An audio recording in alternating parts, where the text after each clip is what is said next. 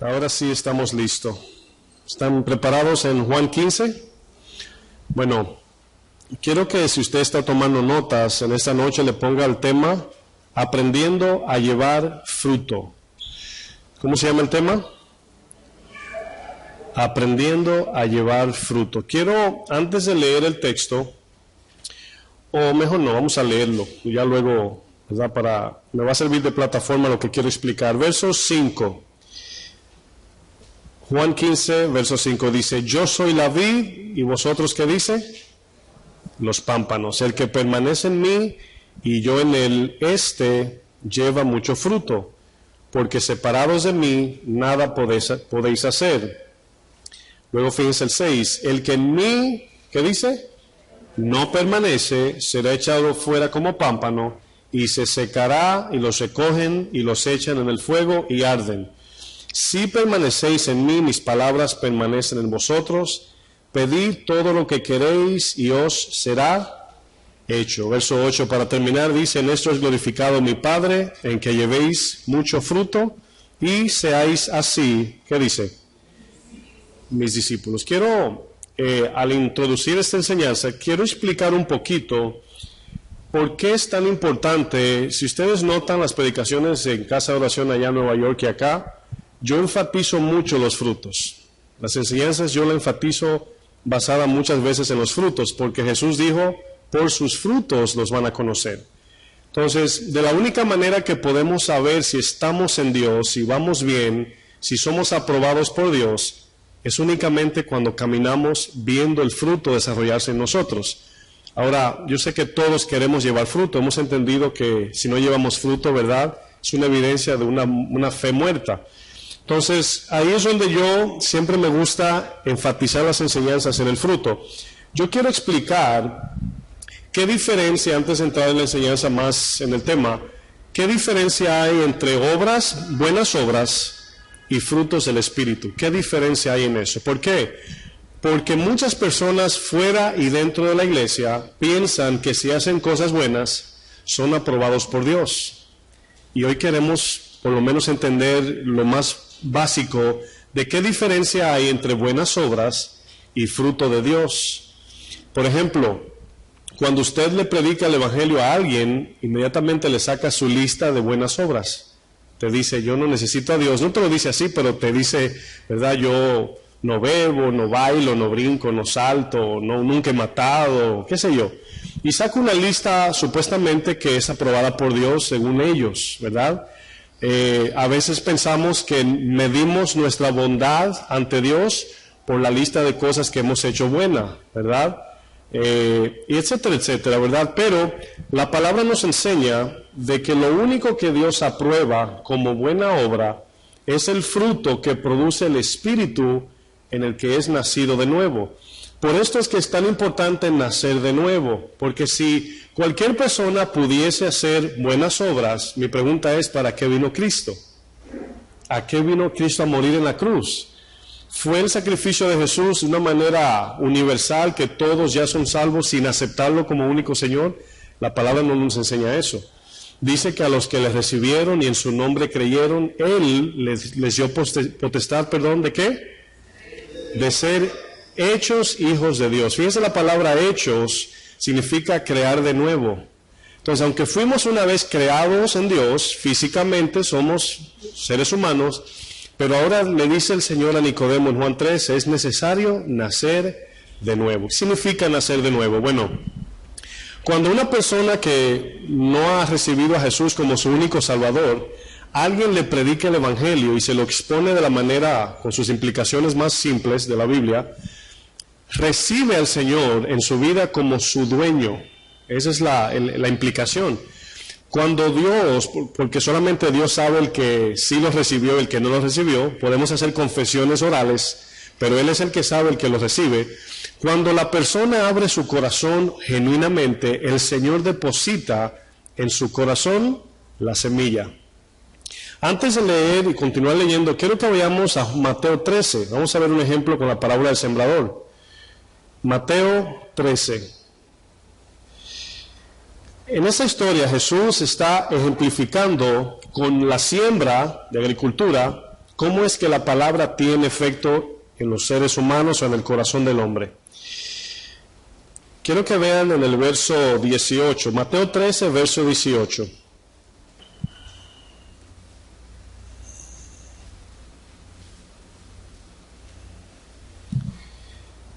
¿Están todos allí? Mateo 13, 18 dice, oíd pues vosotros la parábola del sembrador. Vemos allí que la parábola es un ejemplo utilizado con, valga la redundancia, ejemplos terrenales para ejemplificar algo celestial que nadie nunca ha visto, ¿verdad?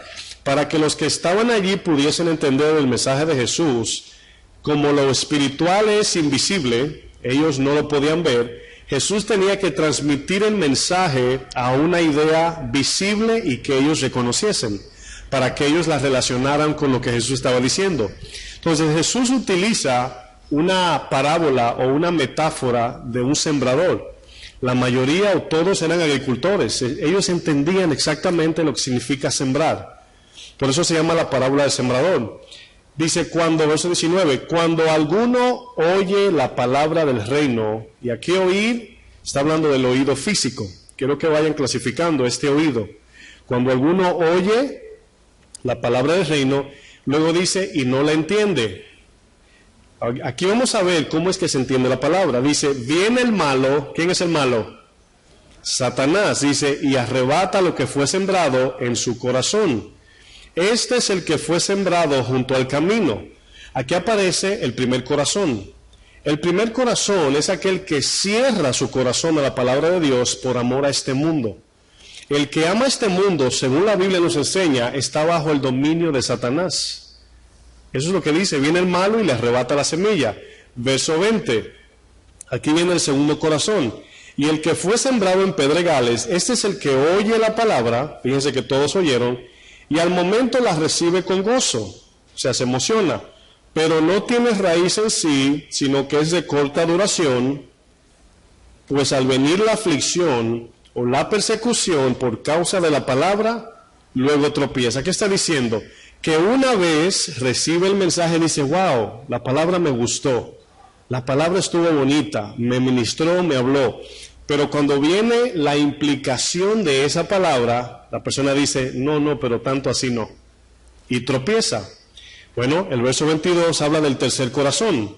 Dice, el que fue sembrado entre espinos, este es el que oye la palabra, ahí está, oye otra vez, pero el afán de este siglo y el engaño de las riquezas, ¿qué dice?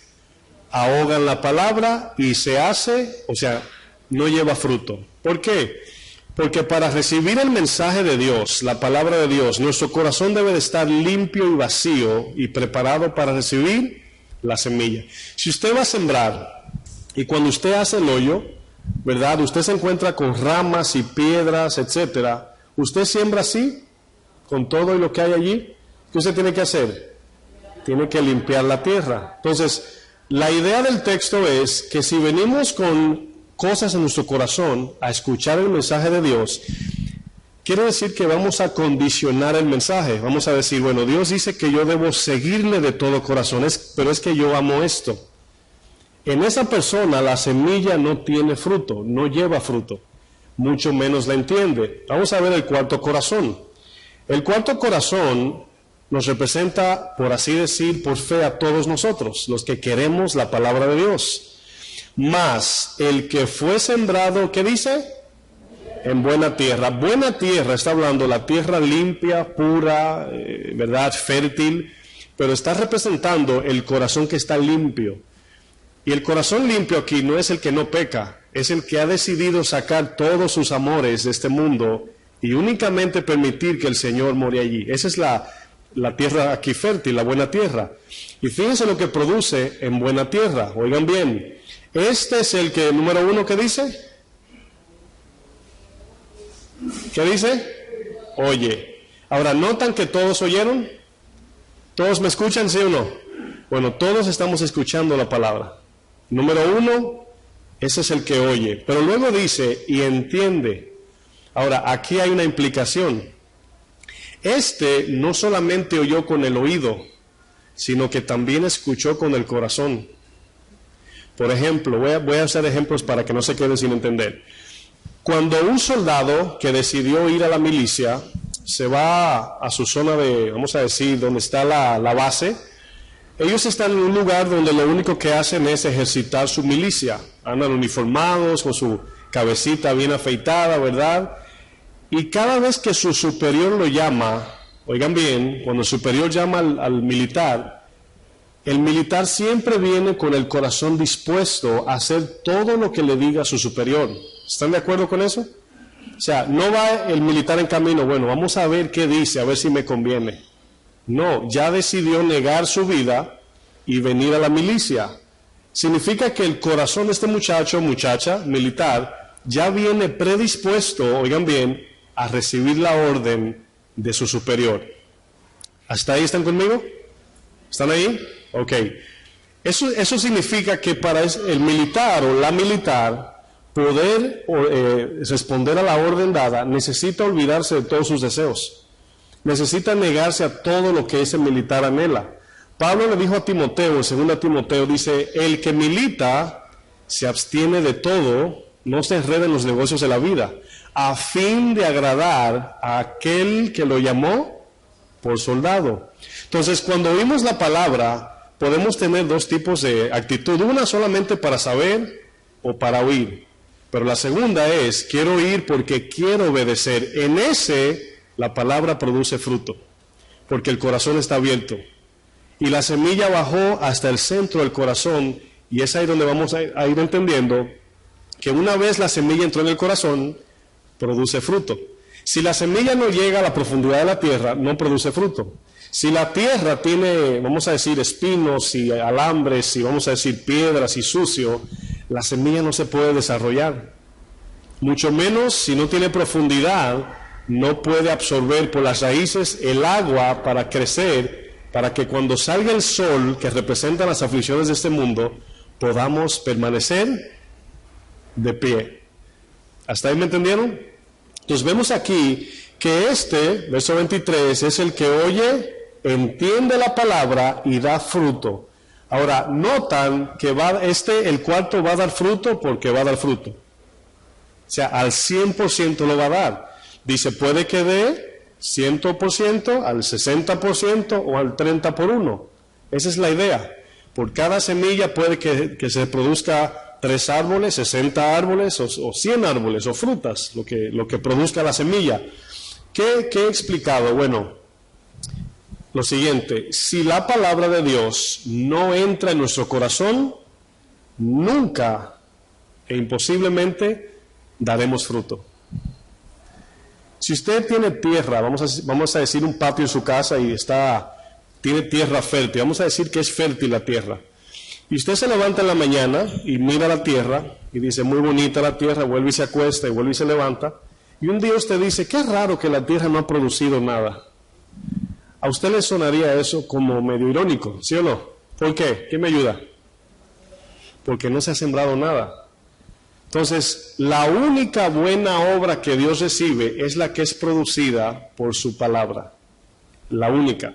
Si no hemos recibido el mensaje en el corazón para obedecerlo, nunca podremos llevar fruto.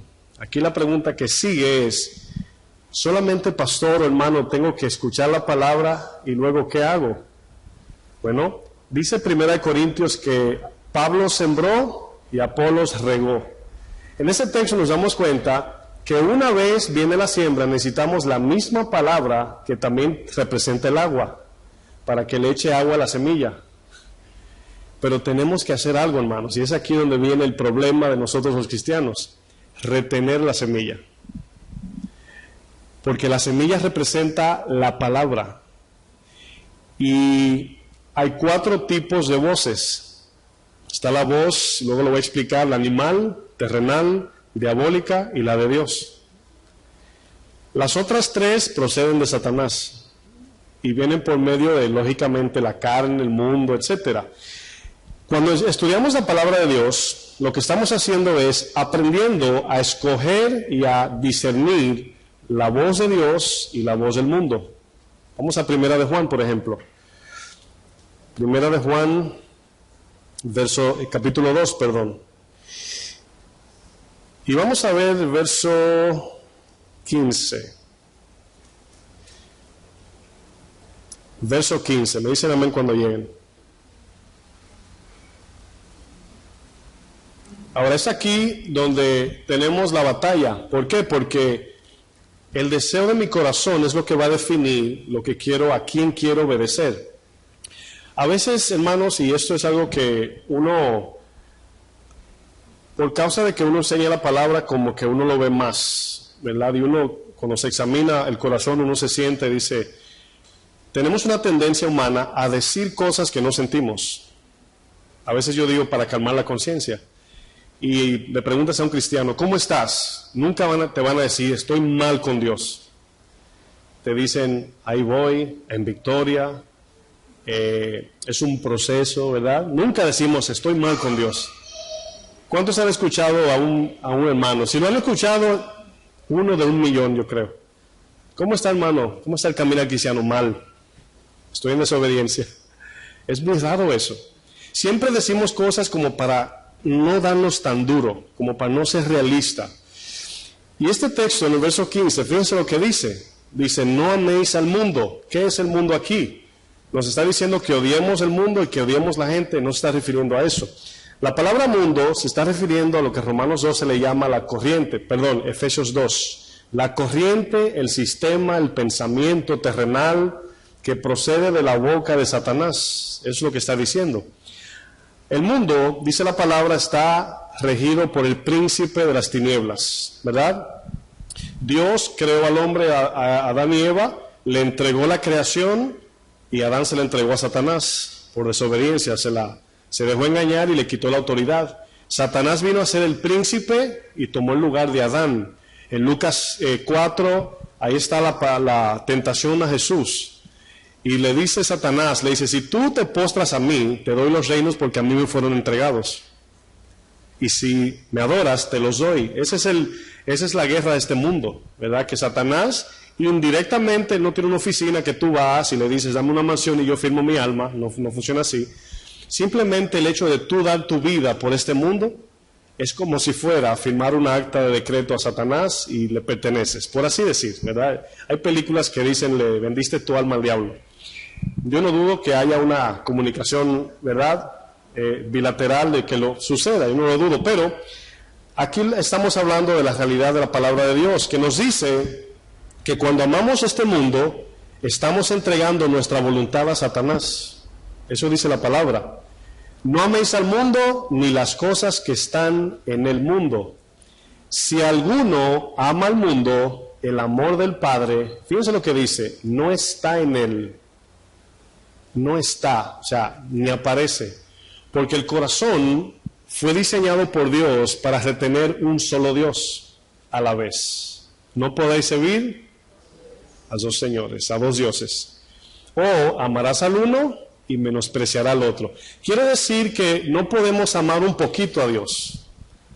O no debemos, es la palabra correcta, ¿verdad? No podemos decir, bueno, yo amo ahí a Dios más o menos, pero a veces amo las cosas del mundo y a veces a Dios. O sea, no funciona así. El libro de Santiago dice, ¿no sabéis que el que quiere hacerse amigo del mundo se constituye enemigo de Dios? O sea, el hecho de querer nada más. Pero está hablando del deseo, hermanos. Dice, el amor del Padre no está en él. 16, porque todo lo que hay en el mundo, los deseos de la carne, los deseos de los ojos y la vanagloria de la vida, dice, no proviene del Padre. Y los deseos de los ojos, de la carne y la vanagloria, ahí es donde define lo que quiere decir mundo. ¿Qué podemos ver en este mundo poniendo la iglesia de Cristo a un lado? La gente dando su vida por tener. La gente piensa que si tiene es. Esa es la idea de este mundo. Si yo tengo, soy. Si no tengo, no soy. Desde pequeño nuestros padres nos enseñan, ¿verdad?, que nada tiene, nada es. Y damos la vida en este mundo por alcanzar aquello que me va a dar una identidad. Bueno, nos damos cuenta en Jesús que no es así, que es mentira. Nosotros hacemos lo que somos, no somos lo que hacemos. ¿Qué quiere decir eso? Por ejemplo, cuando alguien se gradúa de una carrera muy prestigiosa, siempre va a notar que su tema general y casi principal es su carrera. Si le pregunta quién eres, te le pone el prefijo delante, doctor fulano de tal, ingeniero fulano de tal. pero todos sabemos que ese prefijo de profesión se queda en la tumba, en la lápida, ¿verdad? Ahí se quedó el ingeniero, ya hasta ahí fue ingeniero. Pero me pregunto, si de verdad la identidad de nosotros está en lo que hacemos, entonces el doctor, cuando sale del hospital, ¿no es nadie? ¿Notan que lo que hacemos no nos identifica? Entonces este mundo tiene la idea de que nosotros demos toda la vida por alcanzar un poquito para que la sociedad nos vea en cierta manera. Por eso es que habla los deseos de la carne, los deseos de los ojos y la vanagloria de la vida, o sea, la aceptación del hombre. Dice, fíjense lo que dice, no viene del Padre sino del mundo. Dice, y el mundo pasa y sus deseos. Pero fíjense lo que dice luego. Pero el que hace la voluntad de Dios, ¿qué dice? Permanece para siempre. ¿Por qué está hablando de eso? Precisamente porque hemos escogido recibir la palabra únicamente, hacer la voluntad de Dios, y es la palabra que trae vida eterna. Si permanecemos en ella, llegaremos. Y es aquí donde comenzamos a llevar fruto. Quiero volver otra vez a Juan 15. ¿Qué podemos ver hasta ahora? Bueno, no podemos, es imposible, hermanos, nosotros llevar fruto si no permanecemos en el Señor. Luego vamos a explicar qué significa permanecer. Hemos explicado hasta este punto que ninguno de los que estamos aquí, por mucho tiempo que llevemos en el Evangelio, no importa que sean 100 años, si la semilla de la palabra no entra en el corazón y nos negamos a este mundo, nunca habrá fruto. A lo mejor esa es la respuesta a muchos de por qué tratan de agradar a Dios y no pueden. Porque agradar a Dios no es tratar o esforzarnos más. A veces pensamos, es que tengo que orar más, es que tengo que hacer más. Y es todo lo contrario, es hacer nada. Es hacer nada. Si nos damos cuenta, para agradar a Dios lo que tenemos es que confiar en la obra de Jesús. Por eso dice que para agradar a Dios debemos hacerlo por la fe. ¿Es imposible agradar a Dios sin fe? Esa fe, esa confianza es lo que hace que desechemos todo. Y la fe significa recibir la palabra, la palabra produce en nosotros el querer como el hacer. Y cuando servimos a Dios, ya no es que te están empujando, es que ya hay un poder en ti de Dios en amor que te conlleva a servir a Dios y a dar tu vida. Es natural, debe de ser algo natural, no forzado. Ahora, ¿cuál es el sacrificio de la vida cristiana? Negarnos a los deseos del mundo, pero no el servicio a Dios. Ese es el sacrificio. O sea, hay gente que dice, es difícil vivir en santidad. No, es difícil negarse al mundo. Porque vivir en santidad es algo que Dios produce. Quiero que vayamos al capítulo 6, me llegan unos versos a la mente, de Juan. Vamos a ver el capítulo 6 de Juan, un ejemplo de la pregunta que le hacen al Señor. Todos conocen, aunque sea por película, la pesca, ¿cómo se dice? La multiplicación de los panes. Todos, ¿verdad? No hay quien no conozca esa historia, aunque sea, la ha escuchado en un anuncio. Juan 6. Quiero comenzar a leer desde el verso 25. Ahora, acabamos de leer el libro de Juan que nos habla del amor a este mundo, los deseos de la carne, los deseos de los ojos. Los deseos de la carne es la comodidad, los placeres de aquí. La comodidad en el sentido de todo lo que produce placer a la carne. Los deseos de los ojos es cuando vemos cosas que decimos, yo quisiera uno de esos, y damos la vida por eso. Pero luego al final termina el texto diciendo, y la vanagloria de la vida, o sea, crearnos un nombre. Porque cuando tenemos muchos, la gente nos busca, nos tienen aquí, todos te siguen, te imitan, y ya tienes una identidad, entre comillas. Pero sabemos que eso no es así. Cuando compras una casa, tienes que invitar gente para que la vean.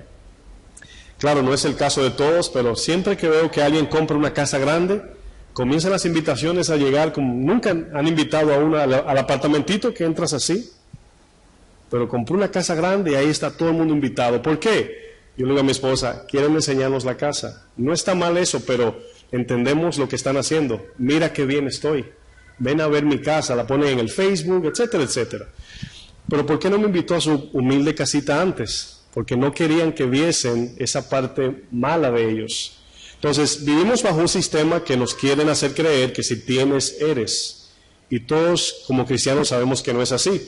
Bueno, este público que seguía a Jesús estaba detrás de eso, los milagros, del renombre, de la fama, del pan, ¿verdad?, de lo material. Y Jesús multiplicó los panes y dijeron, wow, este es nuestro presidente. ¿Te imaginas que tú le entregues 3 peces y 2 panes en una canasta y la levante y baje y hay comida para 20,000 personas? ¿Quién no votaría por Jesús si se eligiera para presidente? Yo creo que ni un voto pierde, ¿sí o no? Digo, así es como los políticos se promocionan, dando comida. Bueno, ustedes conocen la historia ya. Pero Jesús estaba, haciendo un milagro, apuntando a un mensaje del desierto, y ese mensaje del desierto apuntaba a Dios.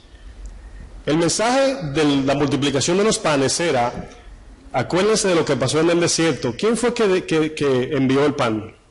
¿Fue Moisés o fue Dios? Fue Dios, pero ellos dijeron que fue Moisés. Entonces el hombre es así, el hombre, como Dios es algo, vamos a decir, abstracto, que no se ve, apelaron a Moisés. Oh, Moisés nos dio pan, y todos sabemos la historia, no querían el maná, querían carne. Pero Jesús era el que le estaba hablando en el desierto, hermanos. Es increíble esto. Era el mismo Señor. Era el mismo Señor allí. El que le dijo yo soy a Moisés, el mismo le dice aquí yo soy. Y ellos no pudieron verlo porque estaban endurecidos en su corazón. El verso 25, luego que se comen el pan multiplicado, reposaron, durmieron, tiraron una siestecita y se levantaron y se les perdió el Señor. Y dice, ay, ¿a dónde se fue? Y el 25 dice, y hallándole al otro lado del mar, le dijeron, Rabí, ¿cuándo llegaste acá? En otras palabras, fíjense la hipocresía. Esa no era la pregunta que estaban haciendo. La pregunta ahí era, mi madre, ¿cuándo te fuiste? O sea, no nos dimos ni cuenta. ¿Cuándo llegaste acá? Es, ¿cómo te desapareciste? Fue que se durmieron, porque estaban en la gramita allí. Dice, respondió Jesús y le dijo, de cierto os digo que no me buscan a mí. Jesús fue al corazón, hermanos. Ellos estaban adulándolo como políticamente. Señor, ¿cuándo llegaste? Y él le dice, no me buscan a mí. Dice, de cierto os digo que me buscáis, no porque habéis visto ¿qué? ¿Saben por qué no vieron las señales? Porque lo que Jesús hablaba no le interesaba. Estaban detrás del pan. Pero algunos le pusieron atención al mensaje y recibieron la fe. Esa es la diferencia. Y Jesús le dice, si no, porque comisteis el pan y os saciasteis. O sea, me andan buscando porque le llené la barriga. No me andan buscando a mí. Lo mismo que en el desierto. No queremos maná, que representa a Cristo. El pan de vida es la palabra. Igual en el desierto, queremos carne. Rechazaron al Señor.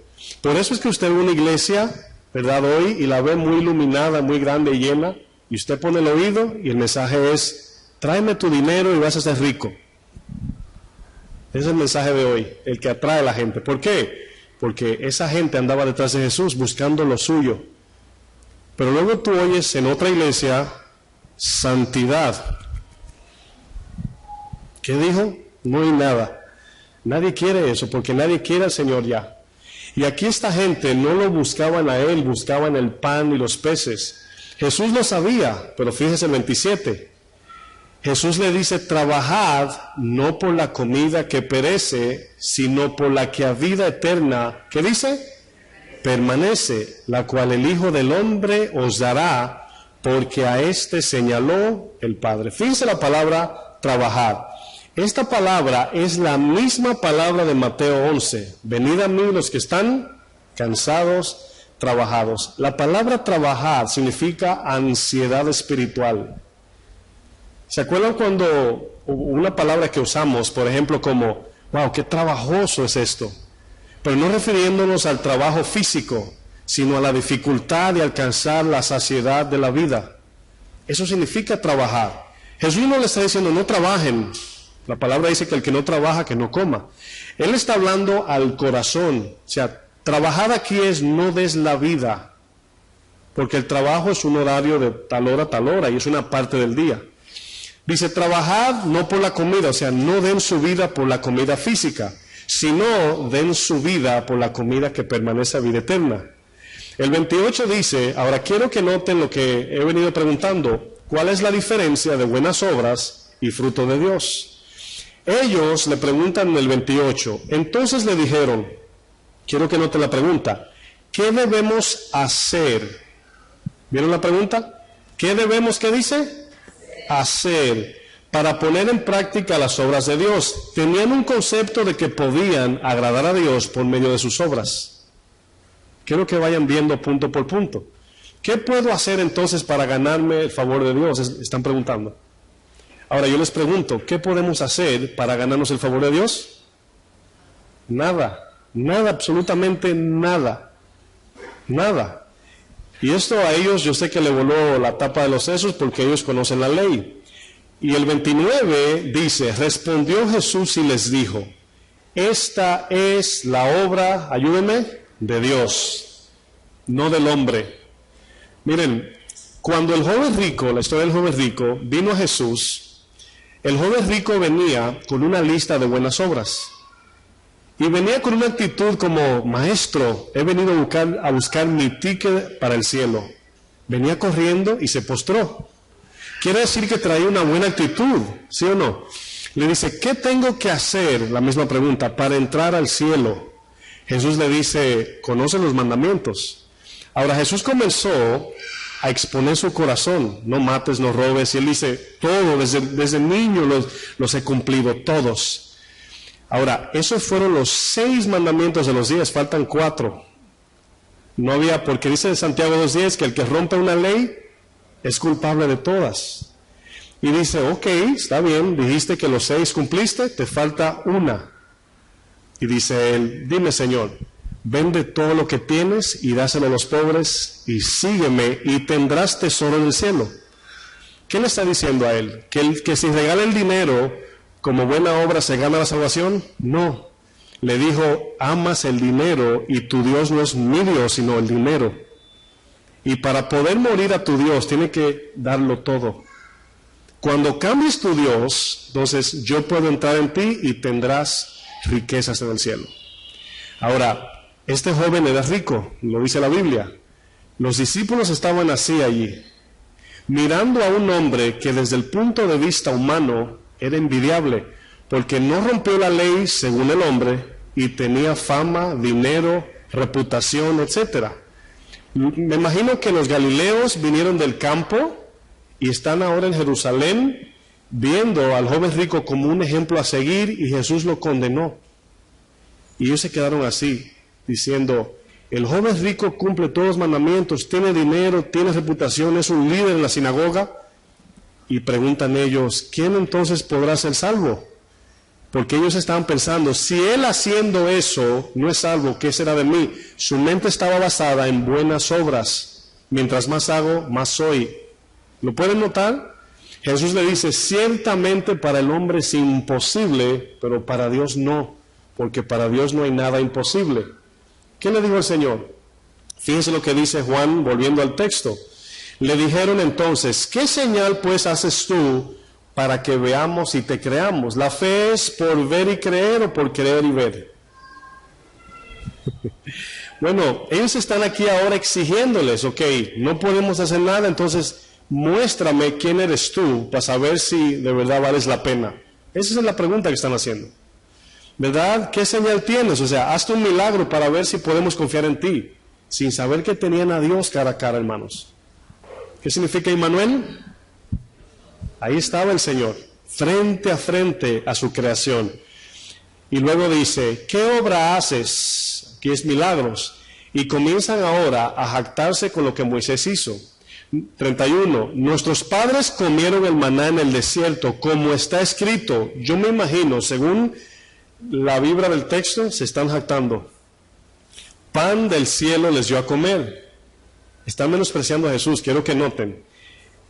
Jesús le dijo, de cierto os digo, no os dio Moisés el pan del cielo, mas mi Padre os da el verdadero pan del cielo. Ciertamente no fue Moisés. Moisés era un hombre igual que ellos. Fue Dios quien hizo llover pan del cielo. Fue el Señor que lo llevó en columna de día, ¿verdad? Columna de fuego de noche y humo de día. El verso 33, Jesús dice, porque el pan de Dios es el que descendió del cielo y da vida. Quiero que noten que Jesús está hablando de la palabra. Ese pan que ahora recibimos de Dios, el maná que nos da vida, es la palabra de Dios. Y cuando entendemos que Dios vino encarnado en el Hijo, pero Hebreos dice, Dios habiendo hablado de muchas maneras por los profetas y demás, hoy nos habla por el Hijo. Y Juan 1 dice, Juan 1:1, el verbo es la palabra, es Cristo. Esta palabra, cuando la recibimos en el corazón únicamente sin mezcla, produce vida eterna y produce vida. Le dijeron, verso 34, Señor, danos siempre este pan. ¿Ustedes creen que ellos entendieron? No entendieron. ¿Por qué? Porque estaban todavía amando el mundo, no a Dios. No entendían. El corazón no estaba fértil todavía. 35, Jesús le dijo, yo soy el pan de vida. El que a mí viene nunca tendrá hambre, y el que en mí cree no tendrá sed jamás. ¿Quién quiere de ese pan? ¿Ustedes han visto un pan que quite la sed? Bueno, Jesús es el agua viva también. Miren, quiero que lo vean así. Hay preguntas que vienen a nuestra mente, ¿verdad? El Dios que creó los cielos y la tierra, un Dios tan poderoso, que con un susurro nos desaparece a todos, fulminados, ceniza nos hace. Hay muchos que dicen, ¿por qué no vino Él cara a cara? Bueno, Él sí vino cara a cara, pero no vino como el hombre quiere que Él viniese. Si Dios hubiese venido como un rey glorioso lleno de oro, todos hubiesen creído por interés material. Pero Dios decidió venir como una persona sencilla como usted y yo por amor a los pobres. Entonces el rico no pudo ver a Jesús como Dios porque lo comparó con esto. Y Jesús dijo, créanme por lo que digo y lo que hago. Dice, ¿qué han venido a ver cuando vieron a Juan el Bautista? Juan el Bautista fue el último profeta y podemos decir sacerdote. Y dice, ¿han venido a ver un hombre de vestiduras delicadas? He aquí un hombre que viene vestido de camello. Y uno dice, wow, toda mi vida como judío me he imaginado al Señor venir en su gloria con una luz resplandeciente, lleno de oro y colores lindísimos, como un rey, como lo que Él es. ¿Por qué vino sencillo? Por amor a nosotros los pobres, para que le amemos a Él y no lo que Él tiene. He visto videos en el YouTube donde gente rica se viste de, México le llaman boleros, mi país limpiabotas, limpiazapatos, vestido de pobres, ¿verdad? Y se le acercan a una chica bonita, ¿verdad?, que está comiendo en un restaurante caro y le dice, ¿te limpio los zapatos? Y le dice ella, sí, así como ignorando. Y le dice, si te invito, ¿verdad?, a comer un helado, ¿te vas conmigo? Dice ella, ¿contigo? Pss, ni loca. Y él, ok, limpiando sus zapatitos allí, ¿verdad? Y luego la historia se desenvuelve, ¿verdad? Y luego le dice, él se para y llega un chofer con un vehículo y le trae ropa nueva. Y ella se queda, sí, no sabe, perdón, sí, no sabe, perdón, ¿cómo te...? Sí. El muchacho le pregunta, ¿verdad? Le dice, ¿me das tu número? Dice ella, perdóname, pero no le doy números a extraños. Cuando él se va, le dice ella, ¿me das tu número? Dice él, perdóname, pero no le doy mi número a extrañas. Bueno, ¿qué pasó allí? Si esa mujer le pide matrimonio, él a ella, ¿se casó por amor a él o por lo que tenía? Es tan simple entenderlo. Jesús vino sin nada para ver si de verdad amamos a Dios por quien Él es, no por lo que nos da. Y esta gente que leímos en Juan 6 estaban detrás de lo que Él daba, no de Él. ¿Cómo entendemos esto? Bueno, el tema aquí es cómo llevar fruto. Vamos a volver ahora a Juan capítulo 15. Vamos a ir entendiendo a medida que vamos avanzando. Nos damos cuenta que lo único que ayuda a entender que una persona ama a otra es cuando lo ama en las buenas y en las malas. Aunque no lo dice la Biblia, pero el padrecito se inventó esa, pero está bueno, ¿verdad? En las buenas y en las malas. ¿Dónde dice eso en la Biblia? En ningún lado. Pero el amor incondicional es en las buenas y en las malas, ¿verdad? Y el Señor no nos está exigiendo, hermanos, créanme, que le demostremos que somos buenos, ni aun que le amamos. Oigan bien lo que dije. Dios no está buscando gente buena, ni tampoco anda buscando gente que le ame. Él nos amó a nosotros, por eso le podemos amar. Él anda buscando gente que reconozca su muerte y su pobreza, para entonces Él producir en ellos el amor y las obras que Él demanda. En el capítulo de Mateo 5:39 dice, sed pues perfectos como mi Padre es perfecto. Si Jesús le dice eso a ustedes, ¿qué hacemos? Ok, Señor, dime el mandado de nuevo. Ok, voy a ir a ser perfecto, vengo ahora. ¿Es posible, sí o no? O sea, la petición del Señor hacia nosotros es imposible. ¿Quién es perfecto aquí? Nadie, hermanos. Entonces Dios quiere que caminemos en esa pobreza, reconociendo que Él lo es todo. Cuando nos hacemos cero, Él se hace 100% en nosotros. Y podemos amar al prójimo, y podemos perdonar y servir a Dios. No es levantarme y decir, ay, es que tengo que hacer esto para Dios. Debe de ser algo, quiero hacer esto para Dios, porque Él produce en mi corazón el fruto. Hermanos, cuando Dios produce fruto en nosotros, oigan esto, es una buena manera de ver si estamos llevando fruto. El fruto que pasa por nosotros para servir, primeramente nos sirve a nosotros. Díganme uno de los frutos del Espíritu, ¿quién me ayuda? Santo. Uno. Paz está bien, paz, ok. La palabra dice, bienaventurados los pacificadores, ¿verdad? Ok. Esa palabra paz tiene 3 implicaciones. Para yo poder ser pacificador, necesito primero estar en paz con Dios, recibir la paz de Dios para yo poder tener paz con mi hermano. ¿Sí lo entendieron? Yo no puedo levantarme una mañana y decir, hoy voy a estar en paz con el mundo. Es imposible. Desde que ves ahí la multa en tu carro, ya. Ahí va la paz. Los que tienen carro saben, ¿verdad? Ahí está la paz. Que no encuentras la billetera, que te llegó la multa, que si la renta, ya se fue la paz. O sea, así. Entonces, la paz de Dios, oigan bien hermanos, sobrepasa todo entendimiento. ¿Por qué dice eso? Porque la gente va a decir, ¿cómo tú tienes paz aún estando en tu condición? Porque la paz es espiritual, aunque no se vea en lo carnal. Claro, se refleja en el físico, claro. Pero me refiero, no es esa paz de decir, estoy tranquilo aquí. Porque la paz de Dios sirve cuando estamos tranquilos, pero cuando estamos en tribulación. Hermanos, para que Jesús pudiese decir, perdónalos porque no saben lo que hace, Él tenía que estar en paz con el que lo clavó. Está difícil allí. Ahora bien, esto parece ser imposible, pero no lo es porque Esteban lo hizo. Esteban lo hizo. ¿Cómo lo hizo? Dice, antes de él ser apedreado, que tenía sus ojos puestos en el Señor. Dice, veo al Señor en su trono, mientras lo apedreaban. Y luego dijo, no les tome en cuenta este pecado. ¿Qué quiso decir? Perdón, me despegó el micrófono.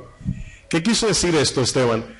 Que su corazón en Dios le permitió tener el fruto de paz. Y mientras lo apedreaban, hermanos, él le dijo, no les tomes en cuenta esto. Mientras que a veces quisiésemos decir, Señor, envía un peñón del cielo. ¿Saben lo que es un peñón? Mi país es una piedra grande. A veces queremos eso, envíale una piedra del tamaño de su tamaño, así, del mismo tamaño, así, que no quede ni el dedito afuera. A veces pasa eso, suena jocoso, pero quisiésemos a veces, ¿verdad? Y es la evidencia de que no estamos produciendo el fruto de Dios. La pregunta que yo sé de todos es, pastor, ¿cómo puedo producir fruto? Bueno, no pasa de hoy a mañana. Por eso estamos en la serie Camino a la Madurez. Verso 5 de Juan 15, ¿están allí? Miren, le voy a decir algo y espero se le quede, por si me muero mañana. El fruto es lo único que debemos buscar cada día. Buscar fruto nos lleva a buscar a Dios, porque el fruto es la evidencia de que estoy en Dios. No importa la iglesia que pertenezcamos, no importa las veces que vayamos a la iglesia, si no trato a mi prójimo en amor, no soy hijo de Dios, dice la Biblia. Eso es así. Podemos decir, no, que el pastor Dios lo usa y tiene casa y fama, etcétera. Si no ama a su prójimo, no es de Dios. Radicalmente lo dice la Biblia. El verso 5 dice, Jesús, yo soy, ¿qué dice?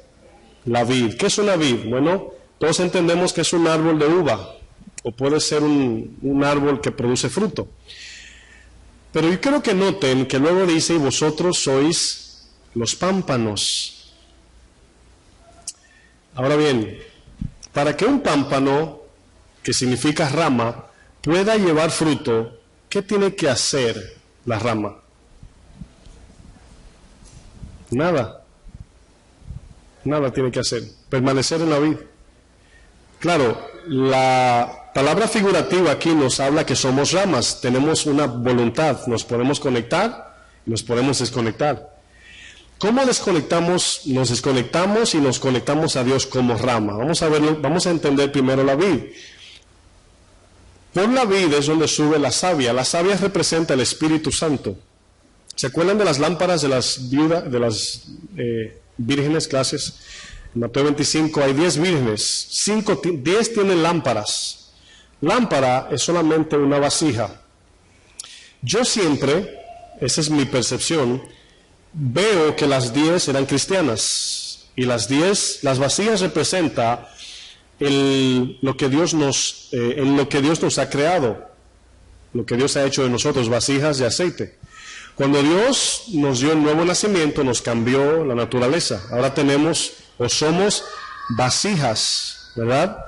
Bueno, 10 vasijas, pero Dios de esas 10 solamente dejó entrar 5.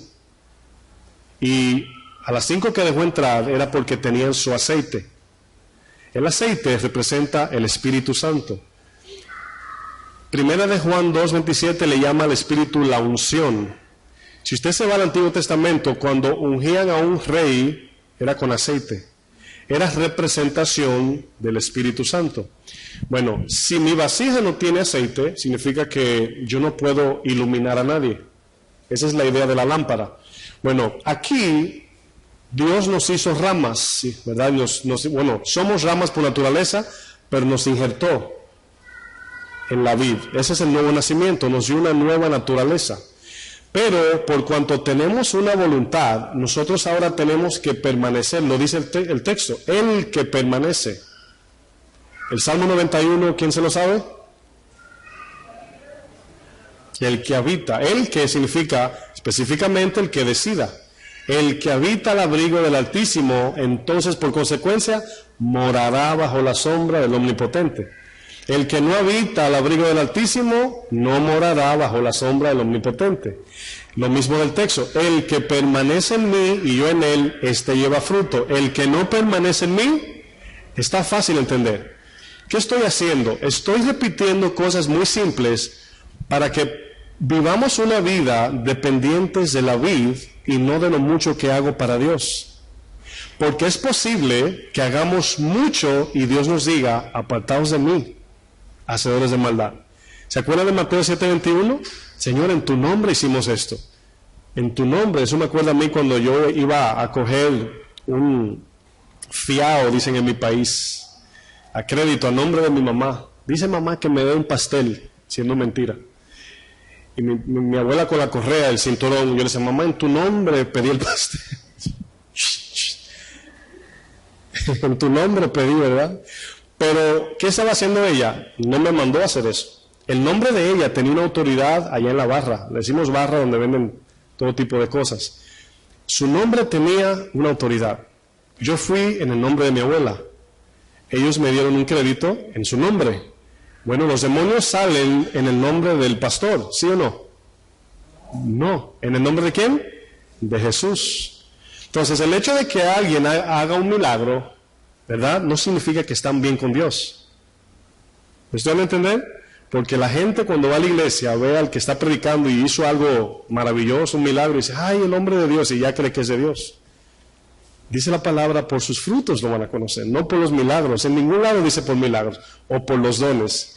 Entonces, la autoridad de Cristo, el Señor puede bendecir a alguien por medio de un falso, si Él quiere. La burra habló y confrontó al profeta en la Biblia. Entonces, El ser una herramienta de Dios no nos hace creer que estamos llevando mucho fruto. Entonces aquí es donde Dios está más interesado en el fruto. ¿Por qué? Porque el Señor ama su creación, a las almas. Y el fruto es como ganamos y tratamos moralmente bien a las personas. Con un don te puedo hacer un favor, pero en amor te puedo salvar. Esa es la diferencia. Entonces aquí dice Jesús, yo soy la vid, vosotros los pámpanos, el que permanece en mí y yo en él. Aquí hay una doble implicación que siempre me llama la atención. ¿Por qué Jesús no solamente dice el que permanece en mí y ya? Él dice el que permanece en mí y yo en él. ¿Saben por qué? Bien fácil. Para usted ser amigo de alguien, usted no puede pararse adelante y decirle, quiero ser tu amigo. Y ya, son amigos. ¿Qué se necesita? Una relación bilateral, que él acepte tu amistad. Entonces, para tú querer ser amigo de alguien, tiene que haber una condición. Quiero que vayan entendiendo lo que Jesús está diciendo. El que permanece en mí y yo en él. Para yo ser amigo de Jesús es bajo sus condiciones. ¿Cómo yo sé que él permanece en mí? Si lo hago como dice la palabra. Hay gente que dice, el Señor y yo tenemos una relación, yo no me congrego en la iglesia. ¿Es bíblico eso? La palabra dice, no dejando de congregarte. Ya estamos mal, ya estamos rompiendo la ley del que yo digo ser amigo. No, yo creo en Dios, aunque usted diga que no, pero yo tengo mi Dios, él y yo nos entendemos. O sea, metemos a Dios en una burbuja y nos lo llevamos a la casa y lo guardamos en el closet y lo sacamos cuando decimos. Y no lo hacemos conforme a Él. Yo no puedo obligar a ninguno de ustedes a ser mis mejores amigos. Tiene que haber un mutuo consentimiento en ese sentido. De que nos caemos bien o nos gusta algo en común. Tiene que haber algo en común y por eso la palabra le llama comunión. Juan dice, esto os enseñamos para que tengan comunión con nosotros, como nosotros tenemos comunión con el Padre. Y para que, ¿qué significa comunión? Si usted separa las palabras, ¿qué significa? Común unión, muy fácil. Común significa que estamos en un acuerdo. Eso es lo que significa nada más. Entonces, ¿qué significa permanecer en Dios? Bien fácil, obedecerle. ¿Lo entendieron? Yo no puedo estar en una comunión, por ejemplo, Santiago 4 dice, acercaos a Dios. Ahí está la doble implicación otra vez. ¿Qué quiere decir eso? Que para yo acercarme a Dios, ya estudiamos el otro miércoles, ¿cómo puedo acercarme a Él? Tiene que ser bajo su ley. Si no lo hago como Él dice, Él no tiene comunión conmigo. Ahí está la doble parte. Entonces, yo no puedo asumir o hacerme un Dios imaginario. Tenemos que hacerlo como dice la palabra. ¿Están de acuerdo? ¿Están de acuerdo? Dice, el que permanece en mí y yo en Él, este lleva mucho fruto, porque separados de mí, ¿quién me ayuda? Nada podemos hacer. Miren, cuando quiero que hagamos esto ya práctico, vamos a echar a un lado las palabras bonitas. Vamos a ser cristianos honestos, aunque la palabra honesto no nos hace bueno, simplemente, o ser honesto, un ladrón puede decir, soy ladrón, y es honesto, ¿sí o no? Entonces vemos que el ser honesto no nos hace buenos, pero nos pone en el lugar correcto para no presumir o crear ideas falsas. Por ejemplo, nos damos cuenta que el texto dice, separados de mí no pueden hacer nada. Esta palabra nos hace totalmente dependientes de Dios. Es lo que significa fe, confiar en Él. Aunque yo no tenga lo que quiero humanamente, quiero querer lo que Él quiere para mí, porque me estoy negando, estoy diciendo que no a mis deseos. Miren, yo estoy con ustedes, es muy bueno comprar, es muy bueno viajar, el aplauso de la gente trae gozo en la carne, todo eso es maravillosísimo. Claro, le estoy hablando sinceramente, humanamente hablando, pero cuando lo ponemos en la balanza de escoger lo mejor, no es bueno. Un día, hermanos, un día cerraremos los ojos a este mundo y todo lo que nos espera allá será la consecuencia de lo que vivimos acá. Y el amor de Dios viene a enseñarnos a instruir la palabra. Miren, yo estoy aquí parado y quizás usted me dé las gracias, pero si Dios no deposita su amor en mí, yo estuviera en mi casa viendo televisión o haciendo otra cosa. Sinceramente, hermanos, yo no tengo humanamente la capacidad humana para dar mi vida por lo que yo hago. Es Dios quien pone en mí el querer como el hacer. Pero soy responsable a eso. Debo negarme. Debo decir que no. Hay veces que saliendo para acá le da flojera a uno, sueño. Y yo digo, no. ¿Qué tengo que hacer, hermanos? A veces tengo que volver a la cruz y ver lo que Él hizo por mí y recordar lo que Él hizo y conectarme a la vida otra vez. Me estaba como que, desconéctate un momento. Y lo hacemos, nos desconectamos y me va mal, Señor, ayúdame, pero ya que me ayudó nos vemos y otra vez ahí estamos. Bipolares cristianos. Entonces, miren, le voy a decir esto en el amor de Cristo. A veces el camino cristiano nos trae desaliento y no es culpa de Dios. A veces uno dice, es que no es fácil, y uno trata, y no crece, y la gente te ofende, y uno ora, y Dios no contesta. Eso no es culpa de Dios, eso es culpa de nuestro amor a este mundo, hermanos. Dios está sentado en el trono con los ojos fijos en su iglesia. ¿Se imagina eso, hermanos? Con los ojos así en la iglesia esperando que usted ore, y camine su palabra, y le pregunte, ¿qué quieres que yo haga, Señor? Heme aquí, como dijo Isaías. Pero si estamos totalmente desconectados, cuando viene la savia por la raíz y el tronco, se va a desperdiciar, porque no hay ramas. La iglesia no quiere servir a Dios. Verso 6 dice, el que en mí no permanece será echado fuera como rama, es la palabra pámpano, y se secará. La palabra secar representa nuestro desaliento cristiano, nuestra falta de gozo y de paz y de vamos a decir, de pasión y motivación para Dios. Estamos secos espirituales porque no estamos permaneciendo. Mientras que nos conectamos a Él y permanecemos. Dice, y se secará y los recogen y los echan en el fuego y arden. Dice el verso 7, si permanecéis en mí, y aquí va teniendo sentido, y mis palabras en vosotros, pedid todo lo que queréis, ¿qué dice? Y os será hecho. Ahora, esos textos siempre confunden porque el corazón es engañoso. Si permanecen en mí, todo lo que pida será hecho. ¿Eso es 100% todo lo que pidamos? Yo voy a decir que sí, sí. Pero aquí la pregunta no es esa, la pregunta es, ¿qué estamos pidiendo? Porque cuando estamos conectados a Él, el deseo cambia. ¿Sí entendieron? Conectados a Dios, ahora de repente tiene usted un nuevo deseo. No sé por qué, pero siento orar por alguien. Yo sé, la palabra sabe por qué. El Señor puso en ti el sentir. No sé por qué, pero me llegó el hermano a la mente, lo quiero llamar, le falta algo.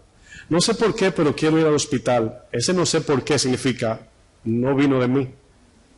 Esa es la otra palabra para eso.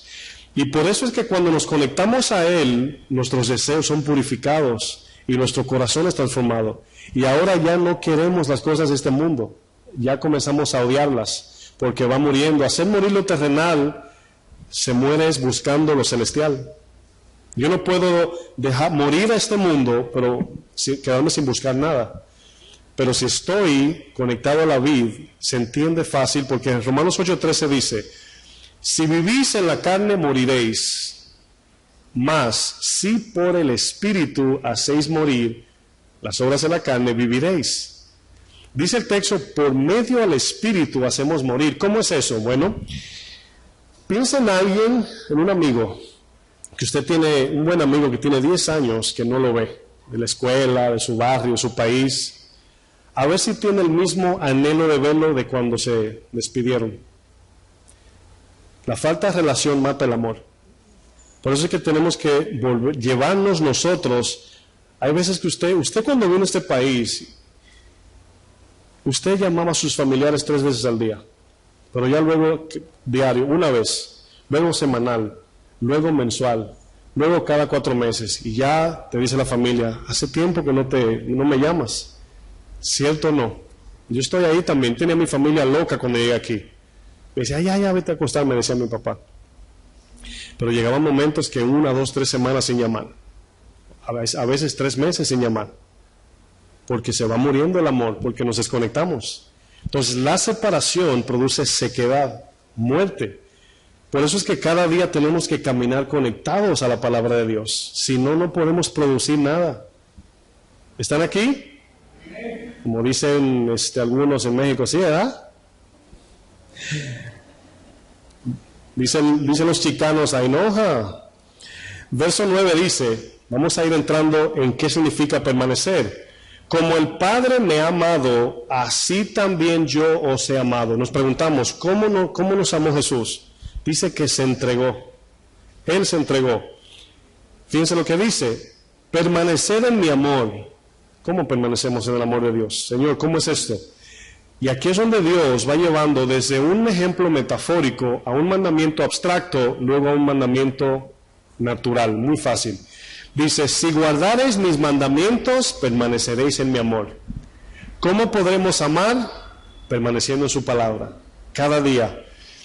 Si guardareis mis mandamientos, permaneceréis en mi amor, así como yo he guardado los mandamientos de mi Padre y permanezco en su amor. Estas cosas os he hablado para que mi gozo esté en vosotros y vuestro gozo, ¿qué? Esa palabra gozo cumplido significa plenitud de vida. Que tenga usted dinero o no, está contento en Dios. Alcance usted las metas de esta tierra o no, no son malas alcanzarlas y no alcanzarlas, pero nuestro gozo va a depender del Señor. Tenga usted las cosas que tanto anhela, dice la palabra, y en vosotros se cumplirá mi gozo.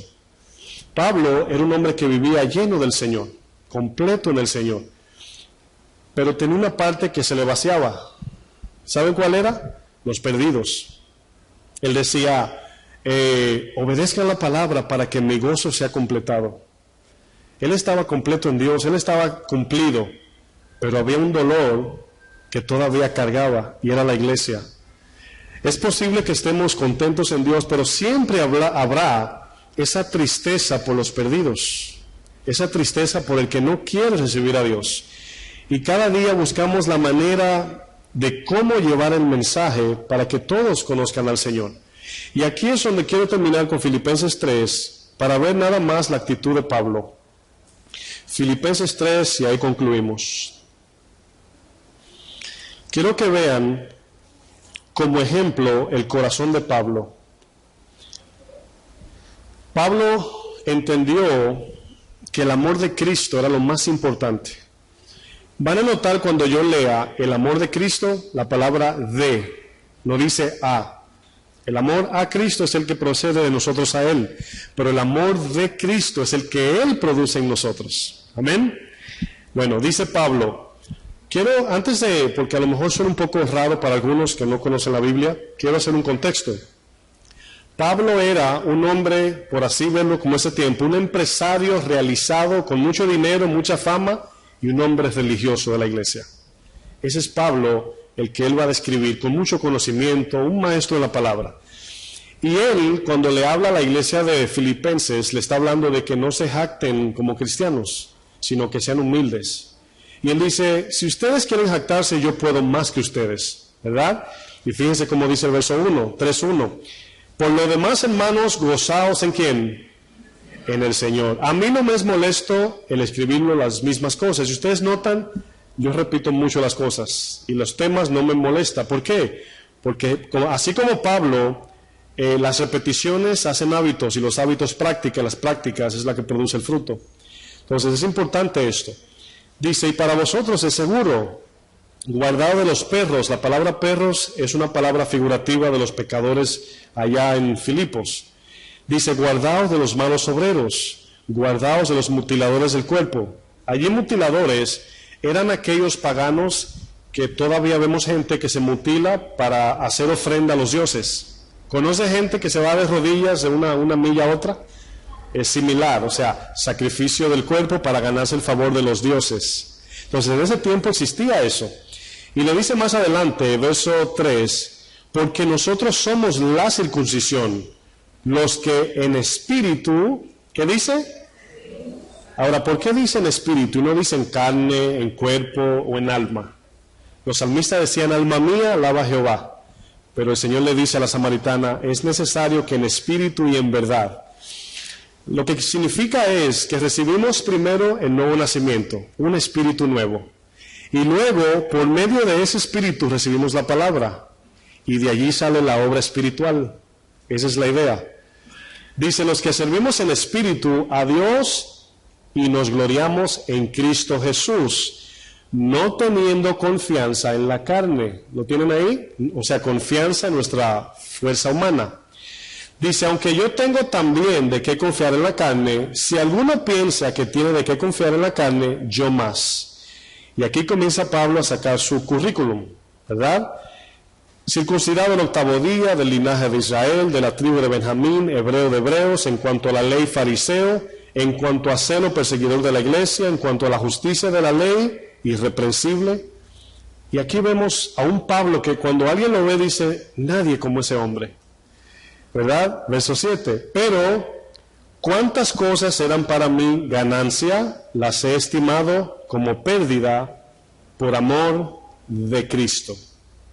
Pablo entiende que las cosas buenas que él hace para Dios se producen en Dios. Aún él siendo todo esto, él no puede agradar a Dios con esto. El verso 8 dice, y ciertamente aún estimo todas las cosas como pérdida por la excelencia de conocer a Cristo Jesús, mi Señor, por amor del cual lo he perdido todo y lo tengo por basura para ganar a Cristo. El verso 9 habla de su humildad, porque el judío que no recibió a Jesús piensa que cuando esté frente al Señor, lógicamente ya no, al que está vivo podemos decir, piensa que le va a sacar su lista de todos los sábados que guardó, de la comida que comió, de los cerdos que no mató, de toda su citación o recitación de la Biblia oral y también la práctica que tienen. Piensan que Dios le va a decir, entren, porque hicieron todo bien. Pero Pablo, en el verso 9, dice, y no ser hallado en él, perdón, no teniendo mi propia, ¿qué? O sea, Pablo está entendiendo que él no puede producir nada bueno. Entendiendo esto, nos lleva, hermanos, a permanecer en el Señor, para que Él sea el que a través de nosotros produzca el fruto, siendo nosotros pámpano. Dice, no teniendo mi propia justicia, que es por la ley, sino la que es por la fe de Cristo y el poder, ¿qué dice? ¿Dónde ando? Creo que me pasé. Por la fe de Cristo y la justicia que es de Dios, por la fe. Ahora quiero terminar con esto. Es una palabra que todos usan muy ligera. La palabra fe significa, saco todo lo que yo amo de mi corazón y pongo a Jesucristo como mi único Señor. Y ahora todo lo que vivo, anhelo, deseo, pienso y quiero, es lo que su palabra me enseña. Mucha gente dice, yo tengo fe en Dios. Santiago dice, los demonios también. Y creen y tiemblan. Entonces, la fe que la palabra nos exige no es yo creo que hay un Dios. O yo creo en Dios, o tengo fe que Él va a sanar o me va a dar algo. No. La fe para salvación es aquella que nos exige todo. La salvación es gratis, pero lo demanda todo. ¿Entendieron? Bueno, ya para concluir, los pastores dicen eso mucho al final, 15 veces por lo menos, para concluir. No, pero aquí el punto es este, porque quiero que vayamos a nuestros hogares para tener en qué meditar. Cada día vamos caminando y va pasando un día, es un día menos para el día de la salvación, el día de la redención, ¿verdad? Dice, hoy es un día menos para ver al Señor. Pero nosotros como pastores tenemos la responsabilidad de guiarlos en el camino. Y yo sé, y tengo confianza y descanso en esto, que yo como maestro y pastor, si yo enseño lo que es el fruto de manera que todos lo entienden, no tendrán excusa en aquel día. Porque el fruto es lo que nos lleva a conectarnos al Señor. Usted preguntaría, ¿cómo puedo ver eso de manera más práctica? Mañana me levanto, ¿qué hago? Bueno, el primer paso que todos hemos aprendido a través de las enseñanzas es estudiar la palabra, con el fin de obedecerla. ¿Qué tan diligente debemos de ser? Bueno, tenemos que hacer de la palabra, por así decir, nuestro cerebro. Que todo lo que pienso, que todo lo que hago, que todo lo que quiero, debe ser conforme a lo que dice la palabra de Dios. Ahora, la madurez, la serie se llama Camino a la Madurez, va formándose a medida que usted va siendo diligente y cada día su mente va siendo transformada. Romanos 12 dice, renovaos por medio de vuestro entendimiento para que seas transformados, ¿verdad? Entonces, no podemos vagar en nuestra mente, no debemos de tener apatía espiritual, o sea, pasarnos 5, 3, 4, 6 horas sin hacer nada. Cuando no se hace nada, estamos alimentando la carne. ¿Qué debemos hacer? Como Dios nos guía en el Espíritu, crear individualmente, claro, un ambiente espiritual en todo tiempo. Necesito la palabra para ir a trabajar. Necesito la palabra para cuando estoy solo. Necesito la palabra cuando voy a tratar a mi familia. Necesito la palabra para adorar, para orar, para servir, para todo. Entonces la palabra nos enseña que ahora tenemos la mente de Cristo. Y usted ahora tiene que cambiar sus ideas por las de la palabra. Eso es bien simple para entender. Pero mientras más permanecemos ahí, hermanos, y guardamos su palabra en nuestro corazón y respondemos en obediencia, a su tiempo llevaremos fruto y mucho fruto. Amén. Vamos a ponernos de pie, hasta ahí lo podemos dejar ya. Padre, gracias, Señor. Espero que tu Espíritu Santo acomode lo espiritual a lo espiritual en cada uno de nosotros. Yo te pido, Señor, por aquellos que no te conocen, Señor, todavía. Te pido por aquellos que no han recibido la salvación en ti, Señor. Te pido que sus vidas sean bendecidas y que tú los recibas arriba, Señor, así como lo has hecho con cada uno de nosotros. No somos privilegiados en el sentido especial, pero sí somos privilegiados por tu gracia. Yo te pido, Señor, que cada uno de nosotros, Señor, en esta noche tomemos la decisión de entregar nuestra vida a ti, Señor. Tomemos la decisión de aborrecer las cosas de este mundo, Señor, y unirnos al plan eterno, Señor, el cual tú nos ofreces, Señor, cada día por tu palabra. Gracias por tu Hijo Jesús. Gracias por enviarlo a la cruz a pagar por algo que yo no podía, Señor. Algo imposible para mí pagar. Pero Jesús dijo en la cruz, consumado es. Y ahora en esa obra consumada yo puedo jactarme por la obra de Jesús y no jactarme por mi obra. Y ahora descanso en lo que Él ha hecho en esa cruz y confío en ella, siendo mi vida un instrumento en sus manos, y todo lo que quiero y hago ahora es únicamente para glorificar el nombre de nuestro Padre y Señor. Te pido, Señor, que tu Espíritu nos inquiete y nos siga en eco, resonando las palabras que hemos aprendido en esta noche, y podamos meditar en ella y tomar decisiones y corregir, para que podamos a su tiempo ver el fruto que tú produces en nosotros. En el nombre de Jesús, que el Señor les bendiga, mis hermanos.